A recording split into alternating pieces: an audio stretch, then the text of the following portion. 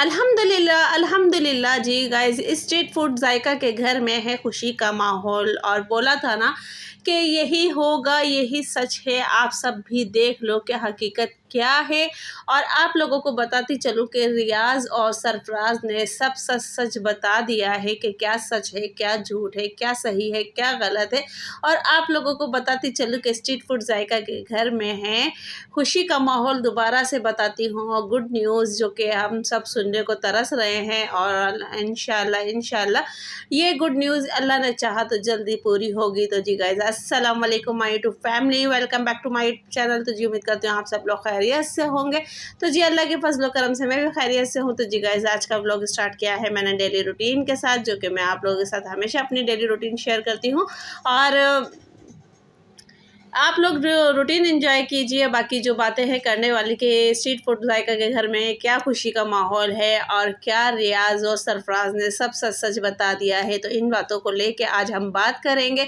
तो जी हाँ गाइस, जैसे कि आप लोग जानते हैं कि अभी मतलब कि कुछ टाइम पहले ही, यानी कि सेकंड वीडियोस पहले, 2-3 वीडियोस पहले अनस का बर्थडे मनाया गया है स्ट्रीट फूड जायका के घर में। तो आप लोग देख सकते हैं कि वाकई वहाँ खुशी का माहौल था और वो लोग खूब इंजॉय कर रहे थे, खूब मज़ा कर रहे थे, खूब मस्ती कर रहे थे।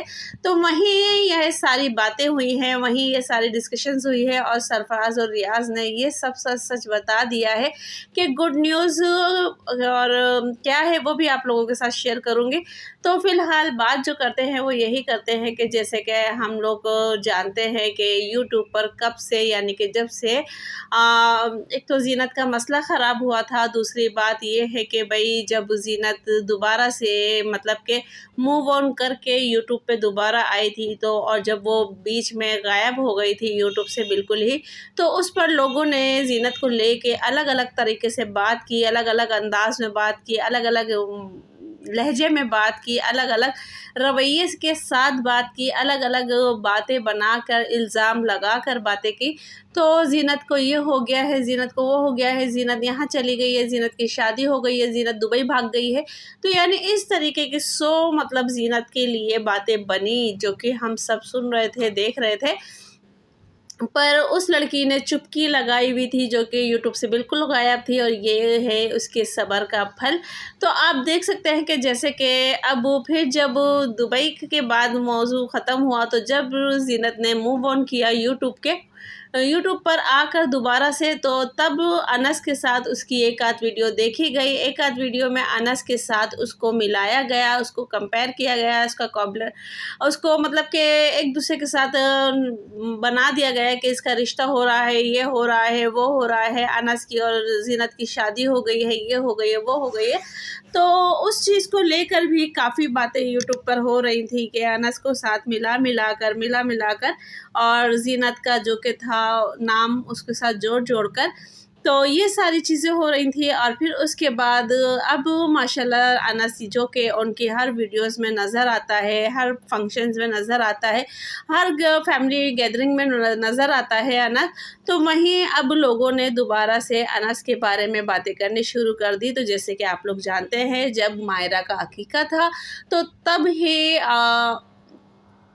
यानी कि आंटी जी ने भी अनस को लेके कुछ बातें की थी। तो फ़िलहाल मैं ये कहूँगी, वो बातें भी हम करते हैं, तो फ़िलहाल मैं ये कहूँगी कि ज़ीनत की ज़िंदगी में जो पल गुज़र गया है, तो गाइज़ उसको गुज़र जाने दीजिए, उसको बिल्कुल भी मतलब कि दोबारा उसकी ज़िंदगी में ना लाएं। बल्कि ये कहें कि अल्लाह पाक से दुआ करें कि अल्लाह पाक ज़ीनत की आने वाली ज़िंदगी जो है वो खुशगवार लिख दे, चैन सुकून वाली लिख दे, खैर आफ़ियत वाली लिख दे।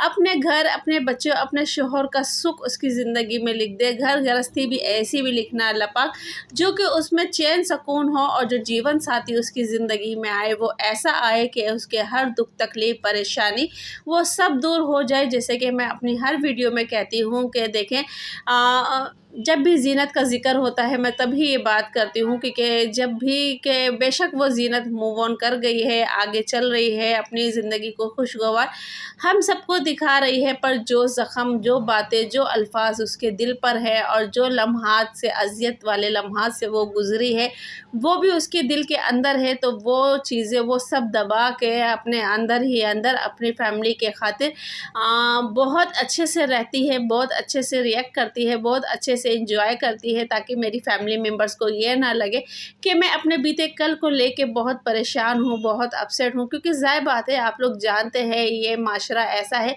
जब एक लड़की के ऊपर ये इल्ज़ाम लग जाता है, ये अल्फ़ाज़ आ जाता है कि उसके साथ ये मामला हो गया है, तो किसी भी मर्द को गलत नहीं कहा जाता, हमेशा लड़की को ही गलत कहा जाता है।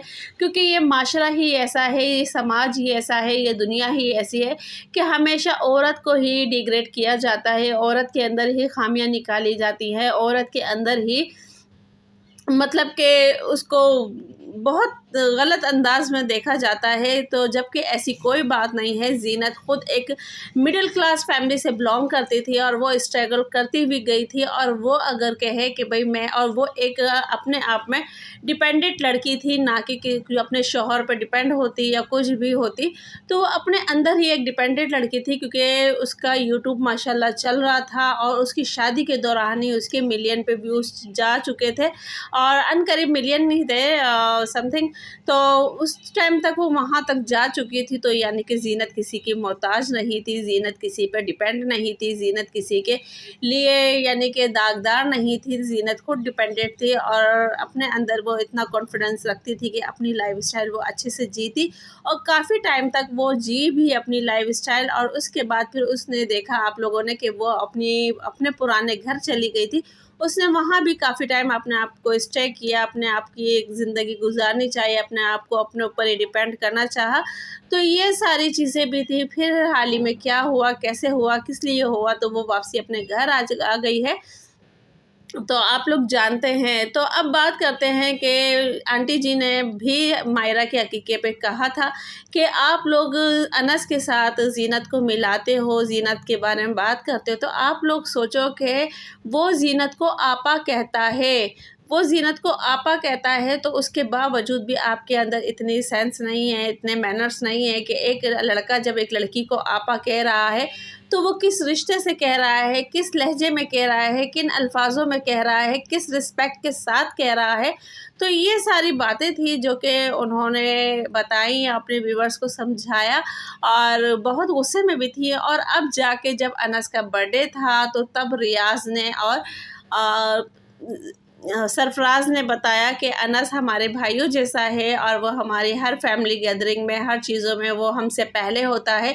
हम एक घड़ी बैठे हुए होते हैं कि हाँ ये चीज़ सोचना है, ये चीज़ करनी है, ये चीज़ ऐसी है, तो अनस वो काम कर जाता है। तो यानी कि सरफराज़ ने बताया कि हम 2 भाई हैं और तीसरा भाई हमारा अनस है। तो अनस अगर भाई है तो फिर ज़ीनत का क्या हुआ, तो ज़ीनत का भी भाई हुआ। फिर उसके बाद रियाज़ बताता है कि अनस मुझसे तकरीबन 8 साल छोटा है। तो गाइज़ और अब आप लगा लें कि ज़ीनत रियाज़ से बड़ी है, और क्योंकि रियाज़ हमेशा ज़ीनत को आपा कहता है और वहाँ पे ही अनस जो है वो ज़ीनत से रियाज़ से 8 साल छोटा है। तो अब आप लगा लें कि वो आपा किस रिश्ते से कहता है, किस लिहाज से कहता है।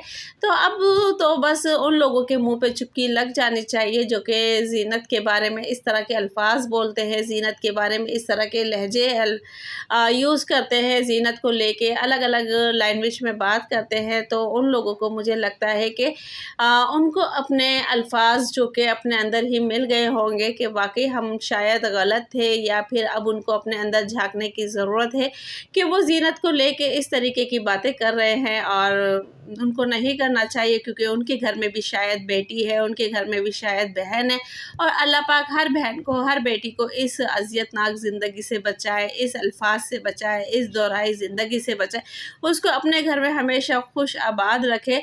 तो मेरी तो ये दुआ है। अब आप लोगों को मेरी बात कहाँ तक सही लगी, कहाँ तक गलत लगी, तो मैंने बोला था ना कि ये सब सच सच है और सब सामने आ गया है आप लोगों के, आप लोगों ने खुद देखा, खुद सुना, खुद समझा। तो गाइज़ ये थी मेरी आज की वीडियो। आप लोगों को कहाँ तक पसंद आई, कहाँ तक नहीं पसंद आई, और अगर वीडियो पसंद आती तो प्लीज़ कमेंट बॉक्स में लाजमी लिखिएगा और अपनी राय भी लाजमी दीजिएगा कि शायद मैं भी कहीं गलत हो सकती हूँ, पर मुझे जो सही लगा वो बात मैंने आप लोगों तक पहुँचाई। और आप लोगों को कौन सी बात सही लगती है, कौन सी गलत लगती है, तो प्लीज़ आप लोग भी कमेंट्स बॉक्स में मुझे लाजमी बताइएगा। तो गाइज़ मिलते हैं नेक्स्ट वीडियो में। अल्लाह हाफिज़, दुआ में याद रखें।